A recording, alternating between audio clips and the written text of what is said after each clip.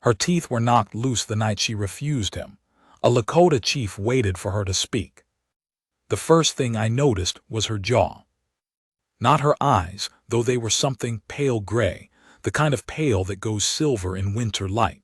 Not the bruise either, though it ran from her cheekbone down to the hinge of her jaw like a shadow that didn't belong to any cloud. I noticed how she held it. The way a person holds something broken that they are not going to let anyone see is broken. Jaw set, chin level, mouth closed over whatever was loose in there. She was sitting on the near wheel of a freight wagon outside Pryor's trading post, and she was looking at the ground between her boots like the ground owed her an explanation. I stood at the post hitch, checking my horse's near foreleg. She'd stumbled twice on the creek crossing, and I wasn't sure if it was the stones or something deeper. I was not watching the woman, but I noticed her the way you notice a fire that's burning wrong. Something in the angle, something in the stillness. Pryor came out and said to her, not unkindly, that she needed to move along. She didn't move. He said it again. She turned her head and looked at him and said, very flat, that she had nowhere to go. Just those words. No plea in them. She wasn't asking him to fix it. She was just stating a condition the way you'd say the creek was running high. Pryor looked at me. I don't know why he looked at me. Maybe because I was the only other person there. Maybe because he was a man who believed that problems, if you looked at them long enough, would walk themselves off on their own. He went back inside. I stood there with my hand on my mare's knee. The woman said without looking up, "I know you're watching." I said I wasn't watching, I was checking my horse. She said she didn't care which it was. I didn't say anything to that. After a while she said, quieter, "My jaw hurts." I said I'd imagined so. That was all we said. I finished with the mare. I tied her at the post and went inside and got what I came for: tobacco, cornmeal, a box of shells, and when I came back out, she was still on the wagon wheel and she had her hand pressed to the side of her face. I said, "There's a woman at the Burned Creek camp who can look at that." She didn't say anything. I said it's about 4 miles, not a hard ride. She said she didn't have a horse. I looked at her. She looked at me. Her eyes were flat and watchful, and there was something in them I recognized, not fear exactly. Something past fear. The place you get to after fear has been going on so long it becomes the weather. I said she could ride behind me. She looked at the mare, then back at me. She said, "Who are you?" I told her my name, half of it the name that white traders used, which was Thomas. The other name I kept. I don't give that one to strangers. She said, "I'm Vera Munn." I said, "All right, Vera Munn. Do you want to see about that jaw or not?" She thought about it for long enough that I wasn't sure she was going to answer. Then she stood up slow, and I saw the rest of what had been done to her. A split at her hairline, crusted dark. The right side of her collar torn and roughly pinned. One boot with no lace and the leather buckled wrong around her foot. She walked to the mare and stood there waiting. I helped her up, and we rode the 4 miles to Burned Creek without speaking. That was in October. I should back up, tell you who I was before that day, because it matters. A man arriving at something matters more when you know what he was carrying when he got there. My father was Mazzaluta, Red Iron.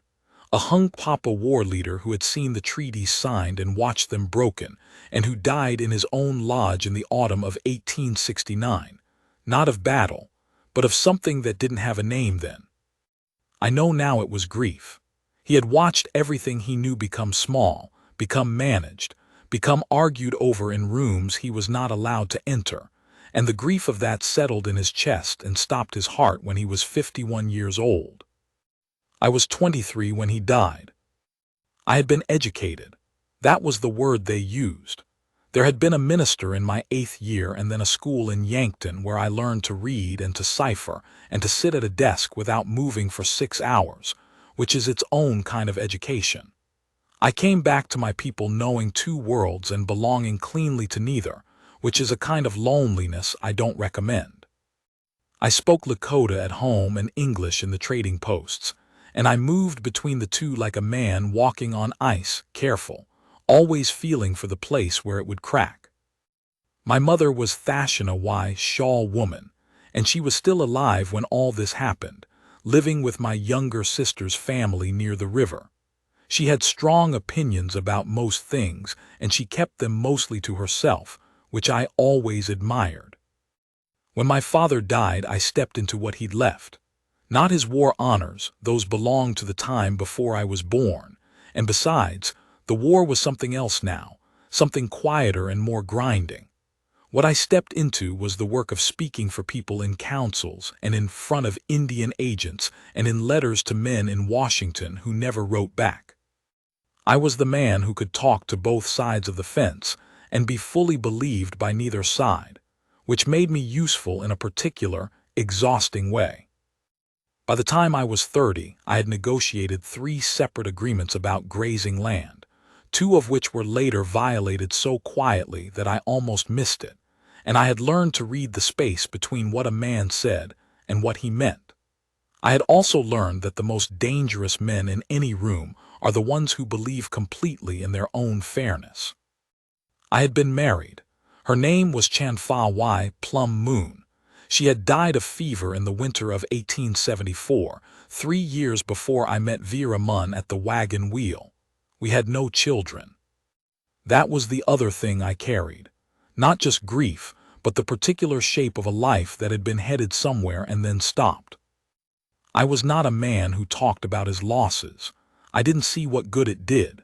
But they were there the way scar tissue is there. You don't think about it until something presses on it. I lived in a log house by that point at the edge of our camp. I had built it myself, which some of my people considered a concession to the white way and some considered practical. My mother considered it drafty. She was right. I was 33 years old. I had gray in my hair already at the temples from I don't know what my father had it too. I was not a large man, but I was put together solid and I moved quietly, which some people took for suspicion and others took for dignity. Neither of those things is what it was. It was just the way I moved. That October morning I had been to the post for supplies. I had not been looking for anything else. Walk Straight, that was the name the camp used for the woman at Burned Creek, though her Lakota name was longer. She was in her 60s, had been a healer since before I could remember, and she had hands that knew things her mouth didn't bother saying. She looked at Vera Munn's jaw, pressed along it with 2 fingers, asked her to open and close twice, and said in Lakota that 2 teeth were cracked but not loose. She meant they would hold if nothing hit them again. I translated that. Vera said, 2 cracked, good, at least they're still in my head. Walk Straight looked at me with an expression I had seen before. It was the expression she used when she thought I should do something and was waiting to see if I was going to figure it out on my own. I set up a place for Vera to stay that night. There was a family, the Crow Feather family, who had a small separate room they used for storage, and the wife, Chanley Wynn, cleared it out and put blankets down without being asked. That was the kind of woman she was. Vera Munn stayed 3 days. On the 2nd day she told me what had happened. Not in a flood, in pieces, factual, looking at the wall while she talked. A man named Aldous Garrick who ran a ranch east of the Cannonball. She had answered his advertisement for a housekeeper, come out from Illinois with a trunk and a reference letter from a minister. The work was the work. Then, about 4 months in, he had decided she would do more than keep house, and when she told him she wouldn't, he'd hit her until she couldn't stand up, then left her locked in the spring house overnight. She had gotten out through a gap in the siding, tore her collar doing it, lost a lace pulling through a nail, walked 2 miles to the post road, got a ride as far as Pryor's. She told all this without drama. She didn't ask me to be angry on her behalf. She wasn't leaning toward me looking for comfort. She was just reporting the facts the way you'd report weather. I asked if there was anywhere she could go. She said she had a sister in Nebraska, but the sister was married to a man she didn't trust, so that was no kind of safe. I said Illinois. She said she'd sold everything to make the trip out. There was nothing in Illinois to go back to. She said it all so evenly. I kept watching her jaw, the way she moved it, testing, careful. There was a quality to her that I couldn't name exactly, not toughness in the hard sense. More like she had decided not to break, and that decision was something she renewed quietly, constantly, like tending a fire that wanted to go out. On the third day, she asked me what she should do. I said I didn't know what she should do. She said, "You must have some idea." I said there was work at the agency sometimes, clerking, that she might go to the agent and ask. She said, "Would they hire a woman?"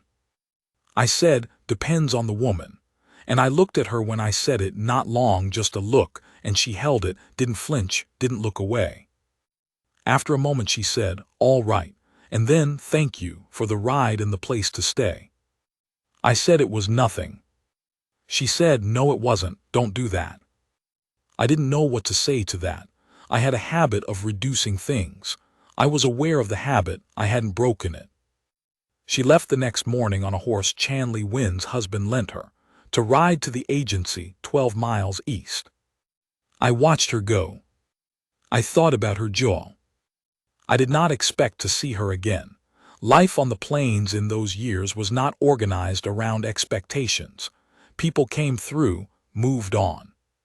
The territory was big, and the winters came hard, and not everyone who rode east returned. I put her out of my mind, or I tried to. What I actually did was think about her at intervals I didn't choose, the flat way she'd reported what Garrick had done, not asking for outrage, the way she'd said don't do that when I reduced the help I'd given, the particular set of her chin on that wagon wheel. Small things, not important. I had a council in November that took 10 days, and most of my patience. An Indian agent from the territory office had come to discuss the allocation of rations, a word that by then I had learned to hear with my teeth together, and we sat in a cold room and spoke carefully about things that mattered while the agent wrote down approximately half of what was said and nodded at the rest. I got 3 concessions. I lost 5 things I hadn't expected to lose. I rode home in the snow thinking about what I could have said differently. In December, I went to the agency on ordinary business, a matter of paperwork for 2 families who needed land titles recorded. I rode into the agency yard, and Vera Munn was standing at the door of the records office, talking to the clerk. She looked better, the bruise was gone. Someone had mended her collar, small neat stitches, not her own work. She told me later that Chanley Wynn had sent it back to her via a trader who made the route. Her jaw still had a slight set to it on the right side, like something had been adjusted, and then healed at a fraction of a degree off from before. She saw me and said, "Thomas." That was all, just my name. Like she'd been expecting me, which she hadn't been. I hadn't expected to find her there or anywhere. I said, "You're working here." She said she was, and she didn't elaborate and I didn't ask, and I went inside to do my business. When I came out, she was still at the door. She said, "How's your mare's leg?" I said it had healed fine. I'd found a stone bruise under the heel of the near fore, not deep, not lasting. She nodded. Then she said, "I meant what I said. You didn't have to do what you did. Most men wouldn't have." I looked at her. The cold was still, the kind of still you only get in December when the air goes absolutely flat. I said, "I know most men wouldn't have." She looked at me for a moment with those gray eyes. Then she said, "Come in out of the cold if you want. There's coffee." I came back to the agency in January. I told myself it was business. There was always business at the agency, paperwork, disputes, requests that needed translating not just in language but in context, which is a harder thing to translate. I came in January and in February and in early March, and each time Vera Munn was at the records office, and each time there was coffee, and each time we sat across a scarred pine table and talked. We talked about everything and nothing, the news from the territory, a book she was reading, something about the history of the Western territories that she thought was approximately half accurate, the agent's dog, which had 3 legs and a personality that didn't account for this disadvantage. She asked me questions about the Lakota ways that weren't ignorant questions. They were the questions of someone actually trying to understand, not perform understanding. That's a difference I had learned to feel quickly. She told me about Illinois, about her father's hardware store and how she'd kept the books from age 14 because her father's handwriting was illegible and her brother had no patience for numbers. About the husband she'd almost had, a man named Clarence Whitfield who'd been kind enough but who had expected her to become smaller over time, quieter, and she had found she was constitutionally unable to do that. I said I'd imagined so. She said, "Is that your way of saying you noticed?" I said I'd noticed. We were quiet a moment. She said, "I'm not a woman who needs much, Thomas. I want you to know that. I've got the job and a room that's warm enough and I'm not looking for anyone to fix anything." I said I understood that. She said, "But I like talking to you." I said I liked talking to her too. Outside, the wind had picked up and was throwing snow against the window in short, sharp bursts, the sound of it like grit on glass. I said, "I'll be back in April." She said, "I know."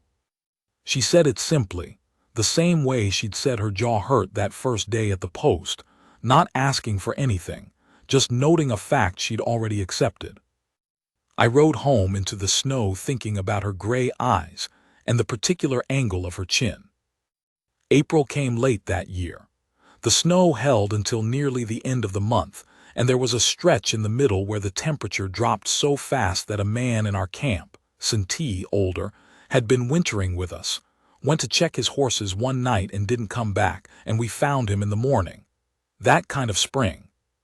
I went to the agency in late April. Vera was at her desk when I came in, working over a ledger with a pen she kept tucking behind her right ear and then forgetting she'd put there. She looked up when I came in and said, "You're later than I expected." I said, "There was a man who died and things that needed doing." She put the pen down. She said she was sorry. She didn't ask who or how, just sorry. I sat down. There was coffee already, the pot warm on the small stove, and she poured without being asked. I said I wanted to tell her something. She sat down across from me, hands folded, and she looked at me in the level, patient way she had, not worried, not leaning in, just present. I said my wife died 3 years ago. Her name was Chanfa Y. She was a good woman, a real one. Vera said, "I'm sorry, Thomas." I said, "I'm not telling you because I want sympathy. I'm telling you because I talk around things sometimes, and I'm trying not to do that right now." She was quiet. She looked at her hands, then at me. I said, "I'd like to know you better, if that's something you're willing to consider." She said, "You're asking." I said, "I'm asking." She looked at me a long time. The window behind her was yellow with late afternoon sun, and the light caught the side of her face and the small, irregular line of the healed bruise along her jaw, barely visible now, just a slight difference in the skin. She said, "I've been waiting for you to say something." I said, "I know. I'm sorry it took this long." She said, "Don't apologize. You waited until you could mean it. That's not a small thing." I didn't say anything. She said, "Yes, Thomas, I'd like that too. There are things I should tell you about the summer that followed." It was not simple. Nothing about who we were, what I was, what she'd been through, where we each came from made anything simple. My mother liked Vera and showed it by criticizing her bread, which in my mother's language was a form of affection. My sister Wanblee Winyan was quieter about it, watching with careful eyes, not against it, just measuring. Among my people there were those who thought nothing of it, mixed marriages were not uncommon, and those who kept a certain distance from us when we walked together, which I noticed and said nothing about to Vera, though she noticed too. She didn't say anything either. We had by then a shared habit of noting things without requiring them to be fixed. At the agency there was one man, a younger clerk named Hobart, who made a comment once in Vera's hearing. I wasn't there. She told me about it the next time I came, matter-of-factly, the same way she told me everything. Said she had told Hobart that she had managed a grown man and a broken jaw and 4 months on the wrong side of Aldous Garrick, and that if he thought a comment from a 22-year-old clerk was going to alter her arrangements, he was optimistic to the point of foolishness. I said, "What did he say?" She said he didn't say much. I was not surprised. The thing about Vera was that she did not require rescue. That is not the same as saying she didn't need anything. She did, and she was honest about what those things were.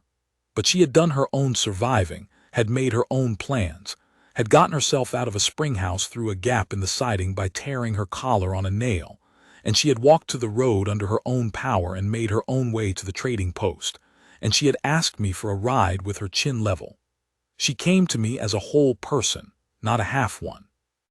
I had known women who had been made smaller by hardship, and I had known women who had not been made smaller, who had come through things like Vera had and still arrived upright, still looked at you with clear eyes, still said don't do that when you tried to reduce the help you'd given.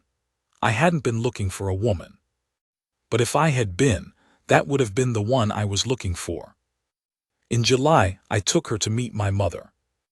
My mother was small and her hair was white, and she had an expression that she wore in the presence of people she was still deciding about, a particular quality of attentiveness, mouth slightly drawn, eyes measuring, and not unfriendly.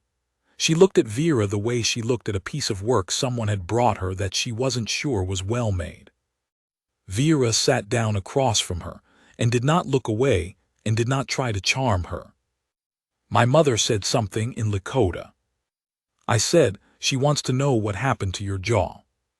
Vera said, "A man hit me, I left."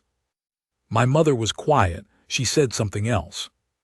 I said, "She says that's the right order." Vera looked at my mother and nodded.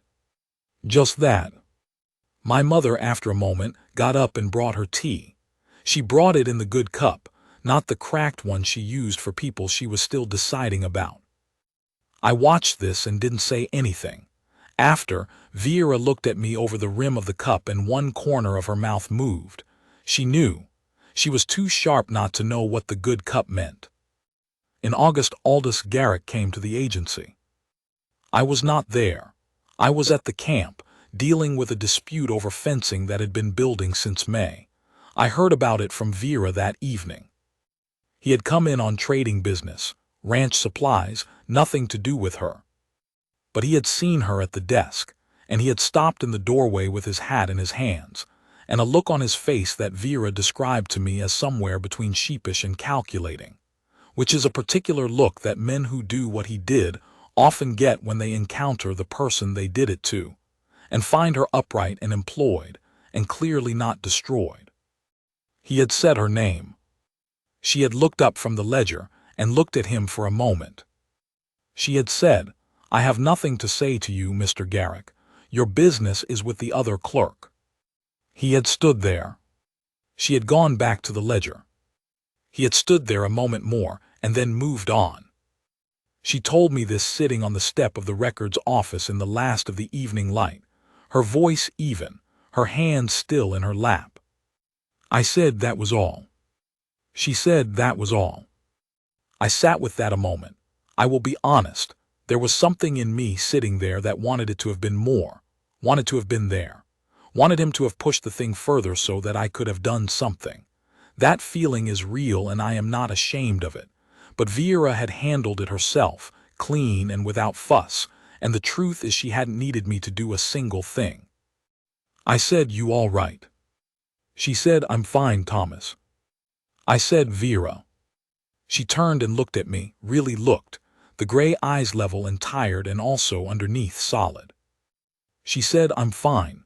I'm just tired of him taking up space in my head, that's all it is." I reached over and put my hand over hers, just that, covered her hand with mine. She turned her hand over and held it. We sat that way until the light was gone. That fall I started building. I should explain something about that.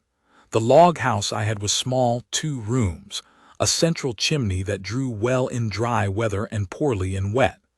I had built it in 3 weeks during a summer when I had more energy than was good for me and less patience for doing things slowly. It was functional. It was not what you'd call a home that had been built for 2 people. I started building in September.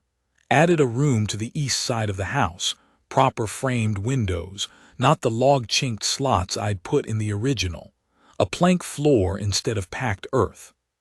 I notched the timber myself the old way, fitted without iron hardware where I could, and on the parts that needed hardware I used good iron, not the soft stuff the trading post sold.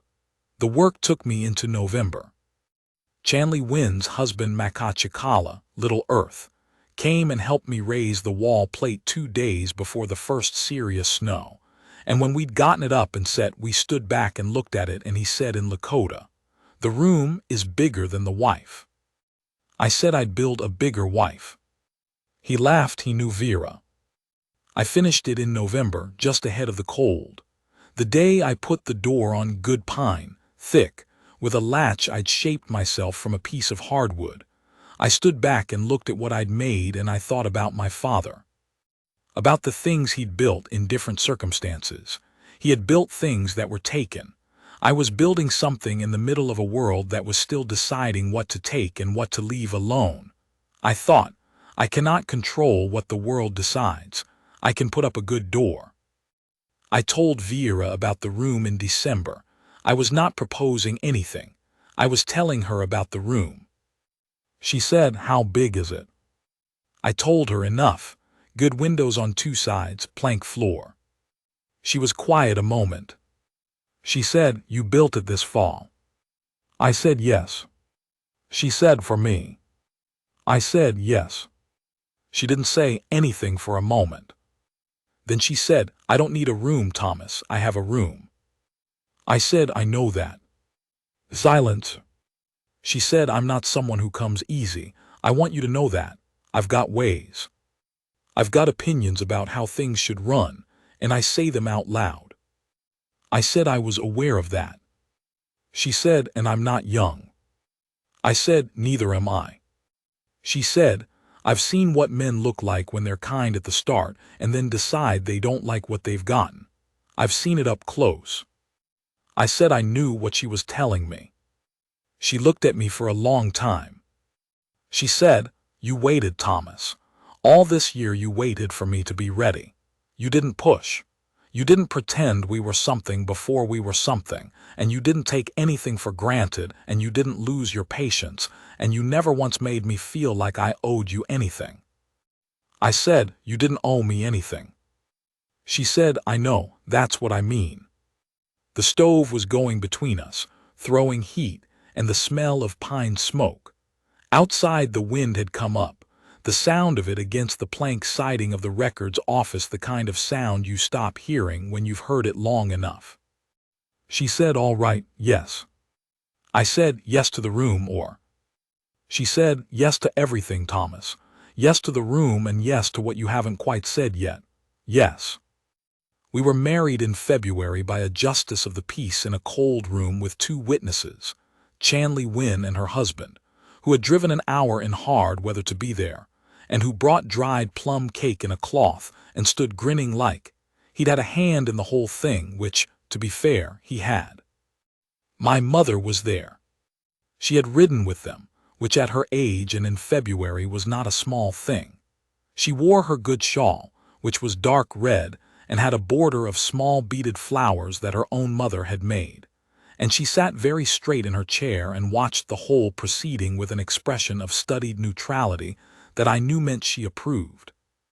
After outside, while Chanley Wynn and the justice's wife were talking, and Makachikala was seeing to the horses, my mother came to where we stood. She looked at Vera and said something in Lakota. Vera looked at me. I said, "She says you're hard-headed." My mother said something else. I said, "She says this is good." Vera looked at my mother, and something in her face shifted, not softening exactly, more like something that had been held at a slight angle settled straight. She reached out and took my mother's hand in both of hers. My mother looked down at their hands. Then she looked up at Vera. She didn't say anything else. She squeezed once, firm, and let go. We walked to the wagon in the cold, the four of us, my mother leaning on my arm. The sky was a white that was almost blue, the kind of sky you only get in February when the cold is total and clear, and the world out to every direction was flat and pale and enormous. I had my wife's hand in mine and my mother's hand on my arm, and the cold was biting at my collar, and under all of it, there was something I hadn't felt in a long time. Not happiness exactly, something more specific than that. Something like, I am here and what I have built is still standing and I am not alone. I want to tell you about one night in March, about 2 weeks after we were settled in the house. There had been a hard wind all day, the kind that pushed the cold through the logs no matter how good you're chinking, and Vera had spent the afternoon patching the south-facing corners with a paste she'd mixed from clay and buffalo grass fiber. A method Walk Straight had told her, which is how she got it, because she had gone twice on her own to see Walk Straight in the months before we were married, to learn things I hadn't offered to teach her. That was the kind of woman she was. She didn't wait to be shown. She went and found out. She had paste in her hair by evening and there was a smear of it on her chin, and she was cold in the way that goes deep, past shivering into the silent kind. We ate and she sat close to the stove, and I poured water to wash the paste off her hands, and she let me do that, held her hands out still, while I worked the clay loose from her knuckles and from the webbing between her fingers where it had gotten into the creases. I had her hands in mine, and I was working the clay out, and she was watching my face. She said, "What are you thinking?" I said, "I'm thinking about your hands." She said, "What about them?" I said, "They do the work and they know how to hold still." She didn't say anything. I kept working. The water in the basin went gray. After a moment she said, "I spent a long time thinking men like you didn't exist." I looked up. She said, "I don't mean a good man, I mean this. This particular thing you do, the waiting, the not pushing, the way you look at a thing and decide it's worth taking slowly. I thought that was something they put in books, something someone made up." I said, "I'm not a patient man naturally. I've just lost enough to know what happens when you move too fast at something that matters." She looked at me. The lamplight was between us, throwing her face warm, and outside the wind was doing what it was doing, and the house was holding. She said, "I know what it cost you, Thomas. Waiting all that time, I know it wasn't nothing." I said, "You were worth it." She turned her hands over in mine and held them, the same way she had on the step in August. Held them and looked at them and then looked up at me. She said, "I know you loved her, your wife. I'm not asking you to." I said, "I know you're not." She said, "I just want you to know that I'm not pretending she wasn't here."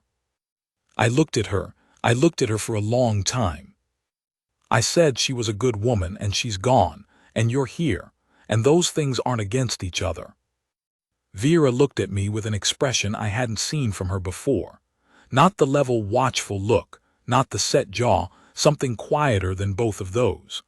Like a thing she'd been bracing against for a long time, and just decided she didn't have to brace against anymore. She reached up and put her hand against the side of my face. Just that, the flat of her palm, warm from the stove, against my jaw. I closed my eyes for a moment. When I opened them, she was still looking at me. The same way she'd looked at me outside Pryor's, on the wagon wheel, that gray, direct, unglamorous look that had first caught me, except this time there was nothing of the wary survivor in it. Just the whole of her, clear-eyed and chosen. She said, "I see you, Thomas." I didn't say anything.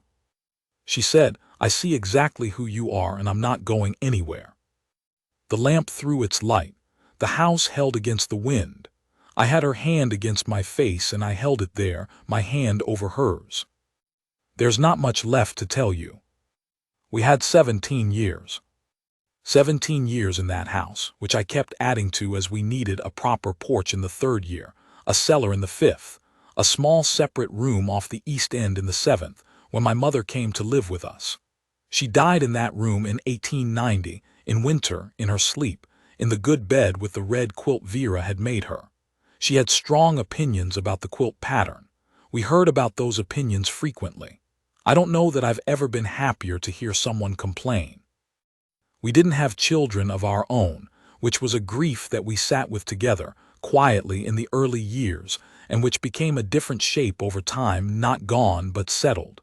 We had other things.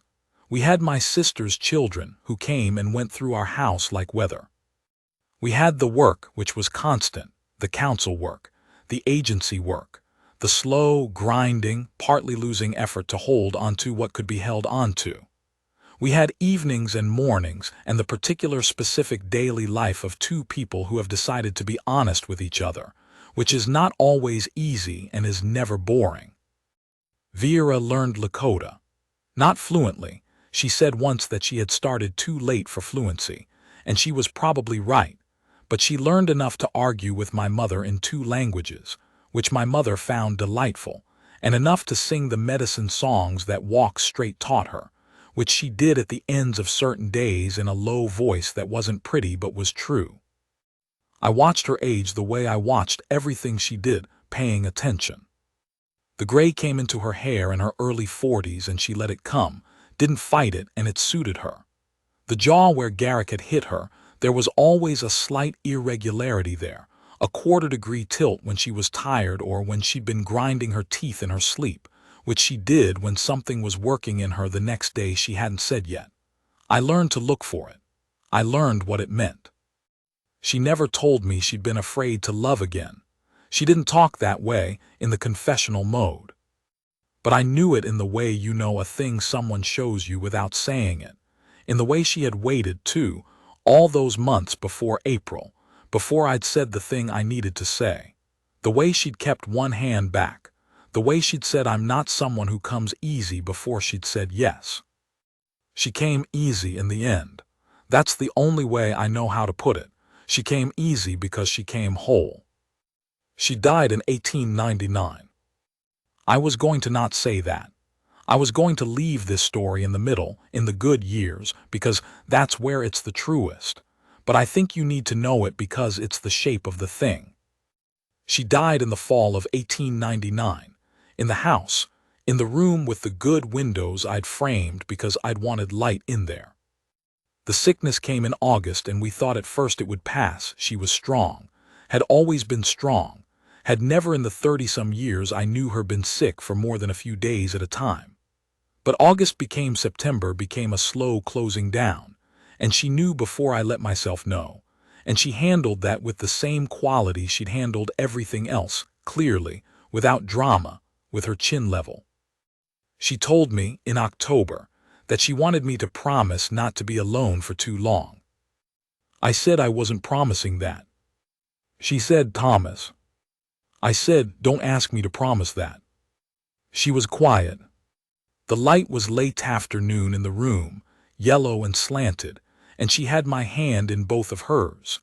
She was cold most of the time by then, and my hands were warm, and she held them the way she had that first winter in the records office, over coffee. She said, "All right, I won't ask you to promise, but I want you to remember something." I said, "What?" She said, "You were worth finding. You hear me? You were worth every damn mile it took to get here and every cold night in that records office and every year I spent being stubborn enough to stay. You were worth all of it." I looked at her. She said, "Don't you let anyone tell you different, not after I'm gone." I said, "I know my worth, Vera." She said, "Do you?" I said, "I learned it from you." She was quiet for a while. The light moved on the floor. She said, "Good." She died in November. I buried her near the house, under the cottonwood by the east wall that she had always said she liked the look of in the morning. I'm an old man now. I say that not as complaint but as information. My hair is fully gray and my hands know it when the weather changes, which at my age is a kind of calendar you don't ask for. I still live in the house. I've kept it. It has had other repairs and additions made over the years by my nephew Shungmanidu, Wolf, who is practical about timber and less so about most other things. I go out in the mornings and stand at the east window, her window. I still think of it as that, and I look at the cottonwood. In summer it throws shade all across that side of the house, and in winter it stands bare and particular against the sky, and either way there is something right about it being there. I have been asked over the years by various people, younger men mostly, asking the way younger men do, with more confidence than they have earned, whether I regretted anything. I always say the same thing. I say, I regret the years before she arrived, not because they were wrong but because they were alone, and I regret nothing after. They usually look like they expected something different from that. I'm not sure what they expected. What I know is this: a man can go a long time in this world being useful and capable and respected in one way or another and still not feel it, still not feel that he is known, that someone sees the whole of what he is and has decided it's worth staying for. That is a different thing from being respected. Respect you can earn by doing the right things in front of the right people. Being known is something someone else does to you. You can't earn it. You can only be ready for it when it comes. I was ready that October morning at the post, in the way that a man who has lost things is always ready, not eager, but open, the way ground is open after a hard season. I was not looking for anything. I was checking my mare's foreleg. She was sitting on a wagon wheel with a broken jaw and nowhere to go. I gave her a ride. She told me not to reduce it. I'm still listening to her. The cottonwood catches the morning light, the house holds. I was worth finding, she told me so. I believed her.